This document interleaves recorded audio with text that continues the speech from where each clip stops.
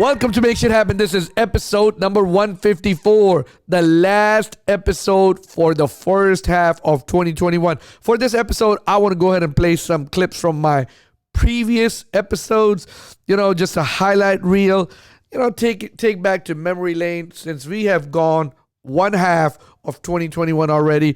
This is a special episode. I hope you listen to it. I hope you enjoy. Thank you for listening.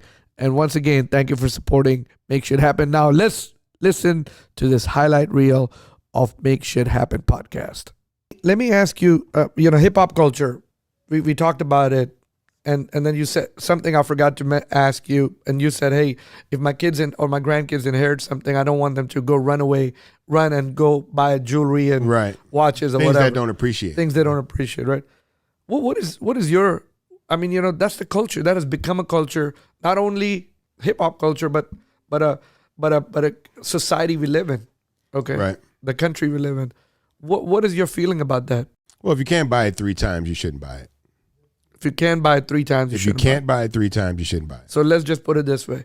If I want to go buy a $15,000 watch, and that's all I got, $15,000, I shouldn't buy it. Yeah, if you can't buy 3 of those watches and still live comfortably, you don't need one. So that means that if I can buy 3 watches and don't have money for my rent, my food, and my 6 months worth of BS. Or if you're basically buying the watch with all the money that took you a while to save up that amount of money to buy a watch, and for $15,000, you're not going to get a watch that necessarily appreciates, right? You have to get into a higher level of watch buying, totally different brands, totally different like Tourbillon, and just it's a whole other world if you're trying to make a watch investment.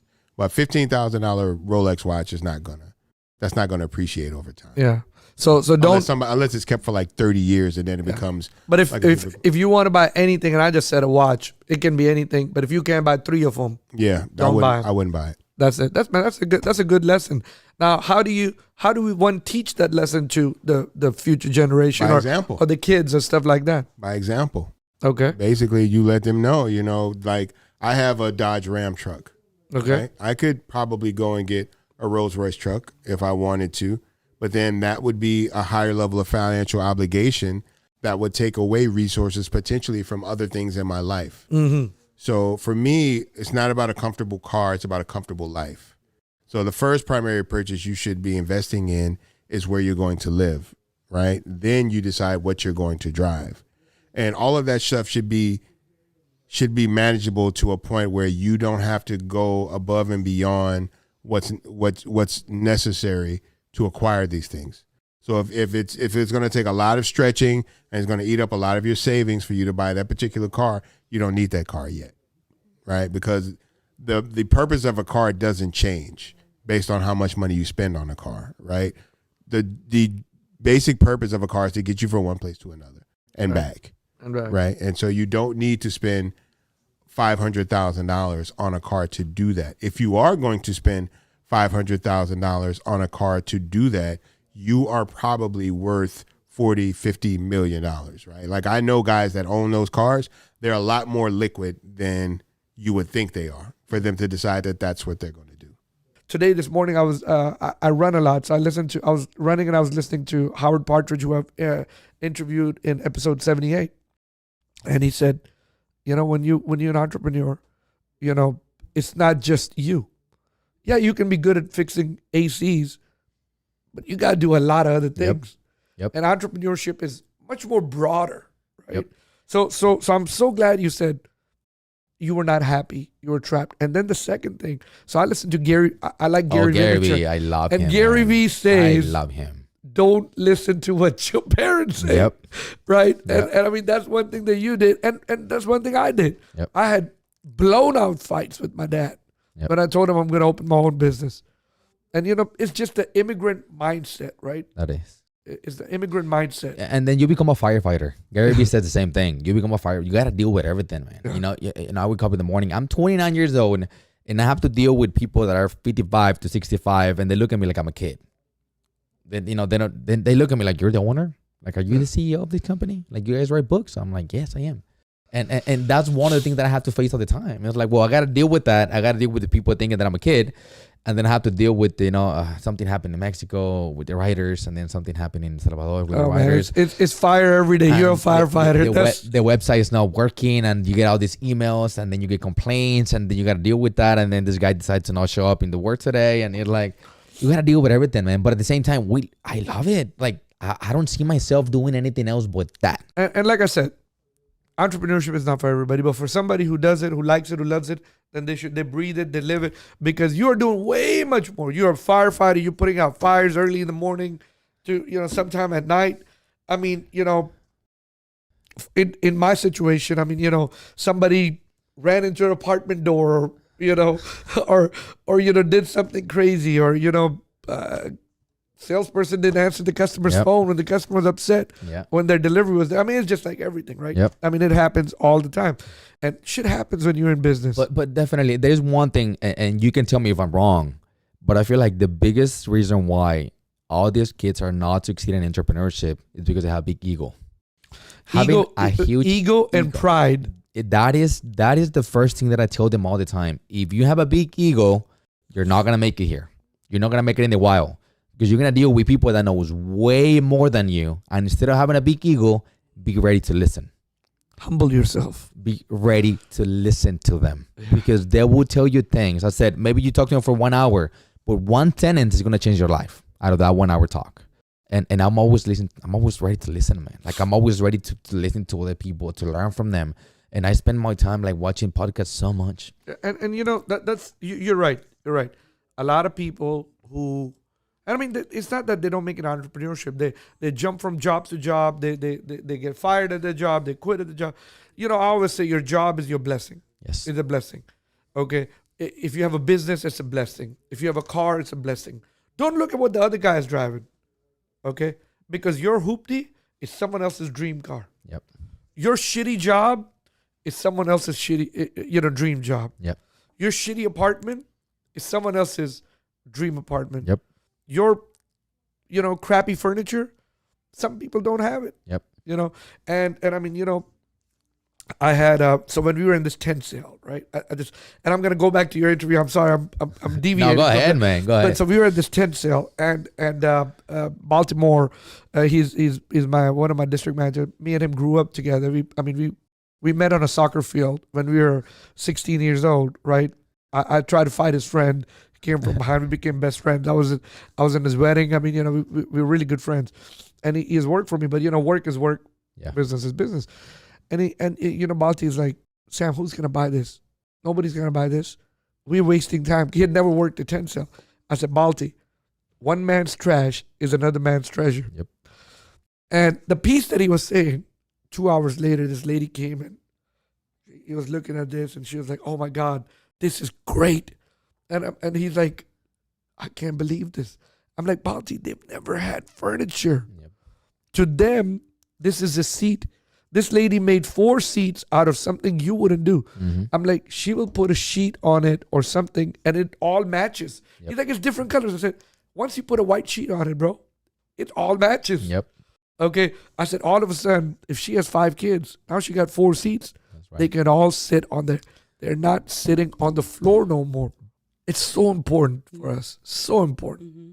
How can we, for the people that are coming in, kids that are 17, 18, 19, how can we raise awareness about savings and not spending money out of our means? How? Well, first of all, you got to start having those conversations. We don't talk about money.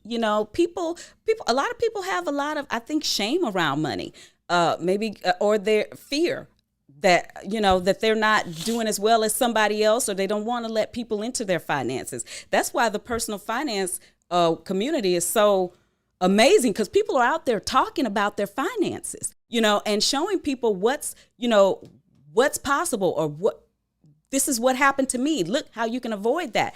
So start as early as you can with your kids, just bringing them into the money conversations. I mean, you have to start, of course, being intentional yourself, tracking your budget, making sure that you know where your money's going, but show their kids what this costs, because to them, they don't know. And then start, like you said, educating yourself, because you you're not just going. It's not just going to come from out of thin air. You read what the people who are successfully doing this, read what they're doing, listen to their podcast to find out how to make stuff happen.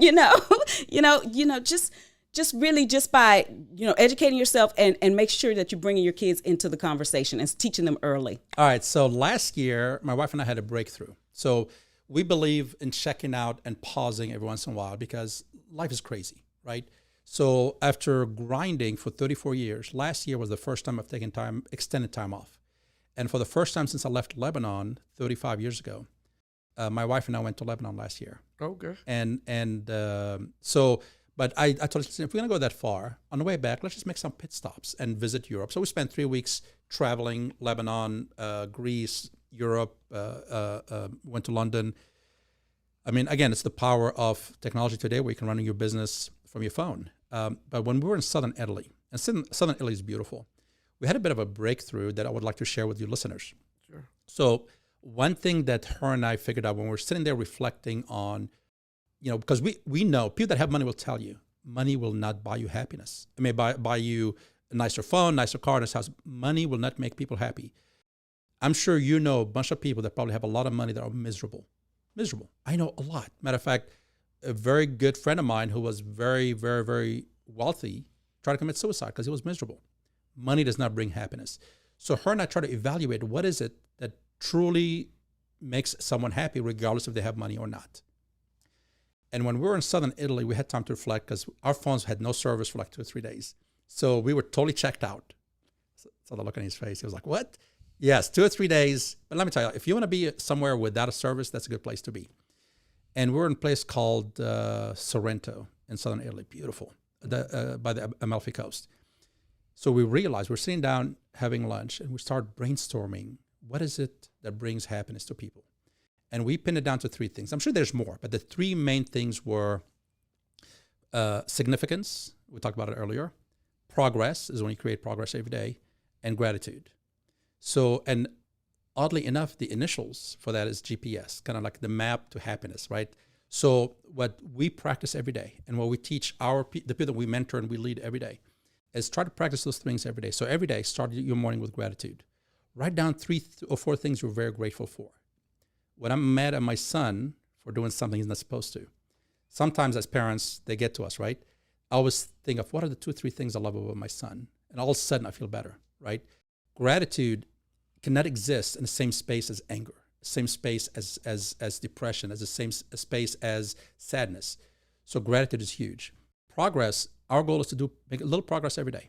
Whatever it is that's important to you, if you can create progress every day, whether it's your health, whether it's your diet, whether it's your going to the gym, whether it's your business, whether you're building, whatever it is, create a little progress every day. It doesn't have to be massive.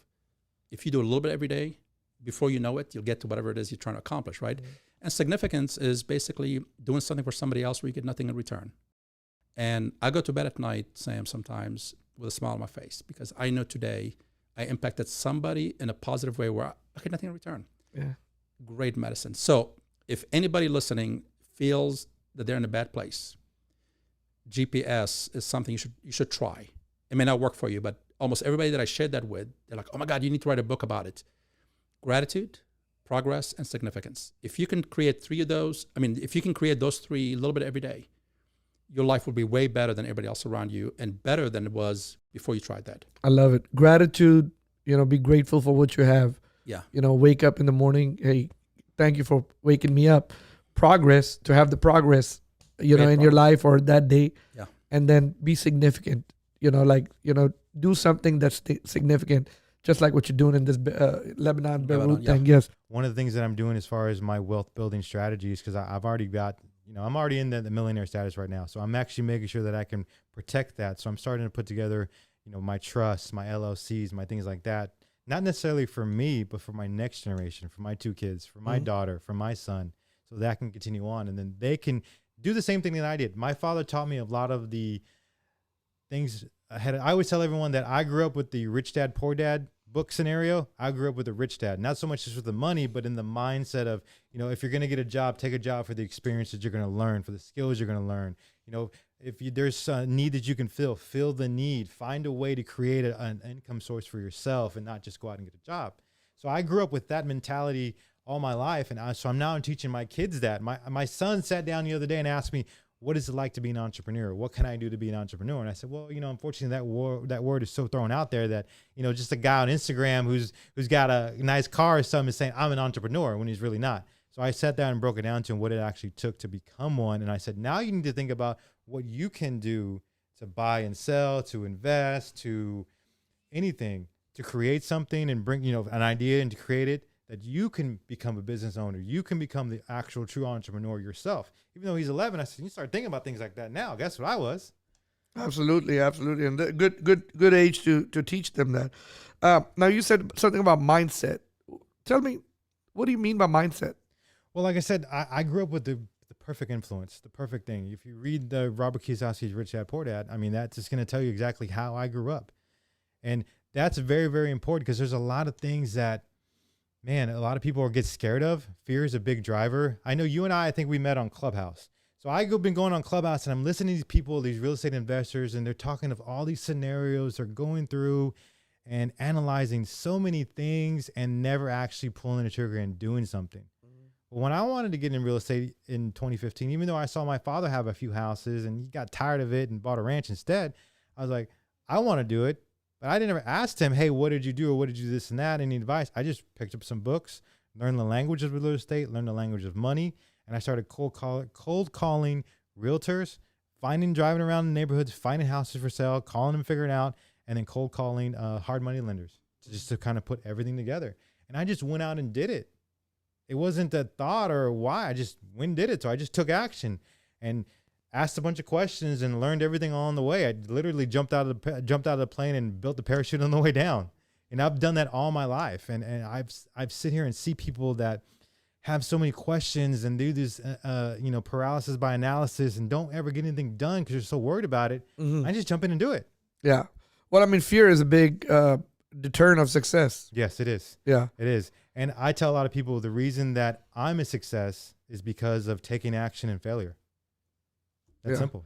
So, but what gives you the confidence to do that? It's taken a long time to get this way. It's taken a long time, but it's just failing more and more and more. It's hard. It's hard as hell to stay motivated failure after failure. But once you start getting used to it, you start realizing that the failures are lessons. Of course, we hear these cliches all the time, but it really is true. You start learning what's not working and what can work. You just begin again with the experience you had before. Yeah, but a lot of we hear the cliches all the time. Yeah, you have to fail in order to succeed, and blah blah blah. Right, and failing. But man, when you fail, it really mess up with your mindset. Yes, it does. It really mess with your emotions. That's another whole story. So my kids and I, we debate leadership all the time, and I grew up not being what I would consider a leader. I don't think I was a follower. I was really lost, and I think when you're lost, if you stay lost long enough, you become a follower. If you recognize that you have some opinion or something to share, you become a leader. Mm-hmm. Leadership is not something that you can ask for. Leadership is not something that is given. If people aren't going to follow, and I get choked up because my son just wrote an essay for college, and you don't think your kids are listening, right? So as you know, you got older kids. So as my kids get older, you start realizing that all the shit that you tell them that goes in one ear and out the other, some of it sticks. And so he was writing this essay, and he was sharing in his essay about what I've said to my kids all the time is, one, always be a gentleman to my kids. I said it, and always be a fantastic female to my daughter. And beyond that, I said leaders are not born.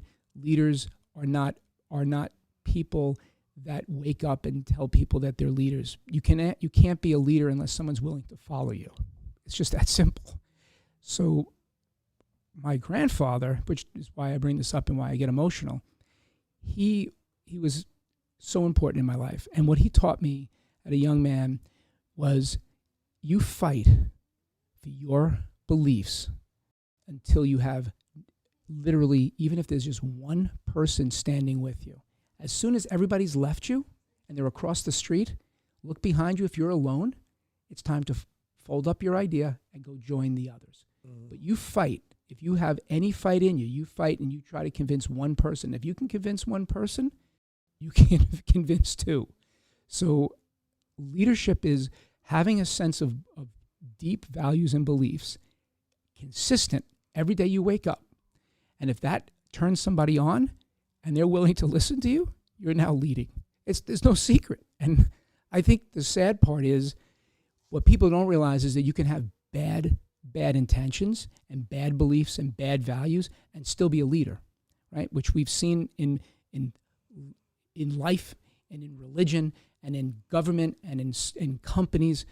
How do those people become leaders? Is because they convince people that their beliefs and people follow them. So the last piece of leadership I always say is I think of it as superheroes, which I love. I love Spider-Man, Superman. I just love watching it. James Bond is my favorite. There's always a dark side to Batman because what makes you great is also what makes you terrible.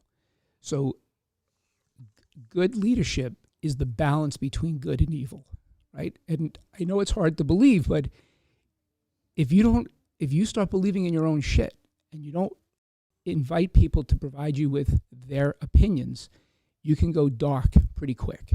So you got to make sure that you have people in your life that not only believe you, but share their opinion and call you out when you're full of shit. And that to me is how you guide yourself to have a great journey. To greatness. I really appreciate you sharing that with me. I mean, and all of us. So thank you.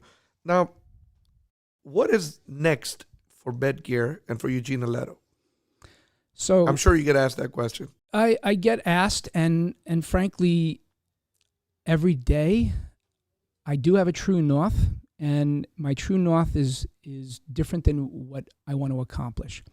I just want to get up and I want to be happy.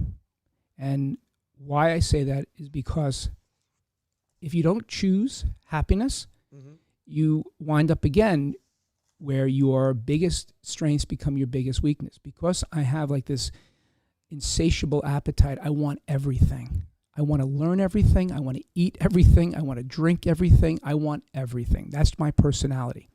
But that also gives you this level of anxiety because if you're not getting something every day, it's restlessness. And that can also become a huge distraction in your brain. So you mentioned that you meditate 3 times a day to just calm your brain. I relate to that because literally I'm constantly on the go. Guys, if you really like this episode, I hope you enjoyed it and shared with some friends. If any of this message resonated, go back and listen to the full episode. Thank you so much. Now let's go out there and make shit happen.